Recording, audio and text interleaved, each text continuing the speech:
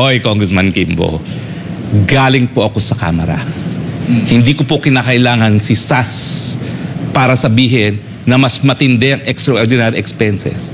Kasi sa katunayan po, lahat ng tinatanggap nating pera dyan sa Kamara, wala na pong liquidation. Hindi lang po extraordinary expenses. Magpakatuto kayo dyan.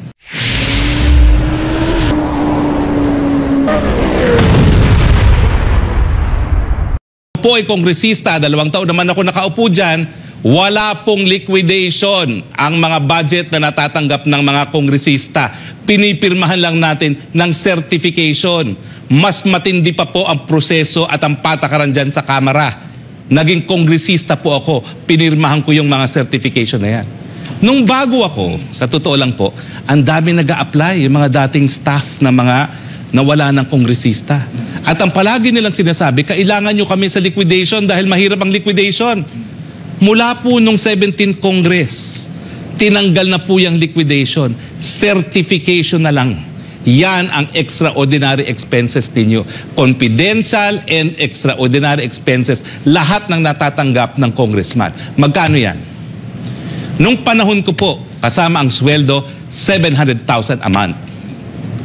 Kasama na lahat yan. Supplies, travel. Pero actually, may mga itemized lang yan. Ang katotohanan yan, binibigay ang bumbuo cash. Pipirmahan mo lang ang certification na ginastos mo yan. Wala nang kinakailangan pa. Wala nang liquidation. Nagulat ako kasi nga, nung nandun ako bago, nung mga unang araw ko, awawan namin nagsasabit ng resume, ang palagi nilang sinasabi, sanay kami mag-liquidate. Tinanggal na po lahat yun. Mula nung 17th Congress. Lahat po ngayon, confidential fund, lahat yan, miscellaneous expenses sa Kamara. Magpakatuto kayo dyan dahil ako'y galing dyan, pwede ba? O gusto nyo, isiwalat ko pa kung saan galing ang mga ibang kita ng congressman. Ako naman, di ako nakinabang dyan dahil miskin nakakuha ako ng budget, ninanakaw naman ng mga district congressman, kontrolado ang district engineer. Pero hindi naman lahat, Sige, gusto nyo, mag-episode tayo, special episode with Blackboard. Kung saan nyo kinukuha ang mga kita ninyo. Kung bakit nagpapakamatay kayo maging chairman ng commission ng Committee on Appropriations. Sige, siwalat natin kung magkano ang proyekto ng mga speaker at magkano ang mga kinikita nyo sa kada piso na ginagastos para sa infra. Gusto nyo? Personal knowledge yan. Hindi ako gaya ni SAS na nagtatanong. Karanasan ko. Nakita ko personal, itigil ang kasinungalingan. Ang katotohanan, tinatarget nyo si VP Sara dahil siya'y banta sa 2028. No other way of explaining it. Mahiya kayo dahil bakit si VP Sara lang ang tinarget nyo, hindi mga sarili ninyo. Diba? Kung talagang kayo'y nagmamahal sa bayan, kung talaga kayo, dais nyong ibigay ang pondo sa West Philippine Sea, yung sarili ninyong mga miscellaneous funds, ibigay nyo para sa West Philippine Sea. Huwag yung sasabihin you are on the right side of history, tatanggalin nyo isang opisina lang ng Vice President, pero yung sa inyo, tatago nyo pa rin. Hypocrisy that is the right word for you. Right place of history, mahiya ka nga dyan. Wala ka nga dyan liquidation ngayon sa House Pirma lang kayo ng pirma dyan. Certification lang ang kailangan dyan.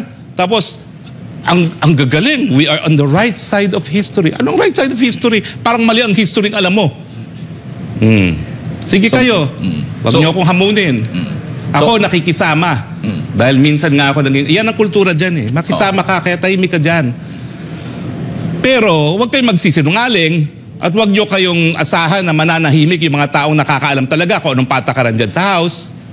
Magpakatotoo po tayo lahat. Lahat kayo, kailangan nyo niyang confidential fund. Bakit? Lahat kayo mga politiko namimigay na kung ano-anong pera kung kani-kanino. Pipilayin nyo lang yung kalaban, kaya tatanggalan ninyo. Pero at least si VP Sara, wala pong aligasyon diyan na magarbong buhay. Ang bahay niya sa Maynila, inuupahan. Wala namang aligasyon na meron siya mga magarbong bahay. Wala man lang nagsasabi na kinukurakot niya. Kayo. Gusto niyo ba, mga congressman? Siwalat natin lahat.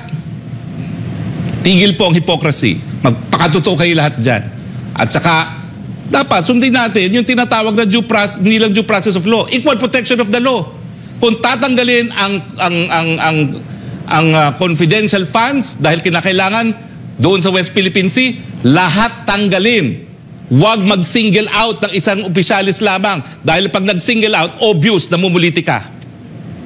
At pwede ba, sa panahon na pumutok na naman ang labanan sa Israel at Middle East, na alam natin na baka magdoble na naman ang presyo ng gasolina dahil dyan, itigil na muna yung pamumulitika. Ako, umakit ako sa entablado ni PBBM na talaga ang pamilya, linabanan ko. Bakit? Dahil naniwala ako na sa dami ng problema ng COVID, ng Ukraine, kinakailangan talaga yung pag-iisa na yan. Bakit yung sisirain yung pagkakaisa na yun? Hindi naman kayo umakyat dyan sa entablado na yan. Itigil yan, mahiya kayo. Sa panahon na ang daming paghamon, uunahin nyo ang inyong mga personal na ambisyon. Nasaan ang kaluluwa ninyo? Meanwhile, pwedeng magdoble na naman ang presyo ng gasolina. Uunahin nyo yung, idadivert nyo yung issue dahil wala kayong magawa sa pagtaas ng mga presyo ng bilihin. Pupuruhan nyo yung kalaban nyo sa 2028. Mahiya kayo! Bagay, wala naman talagang hiya na sa politika. Yan ang katotohanan.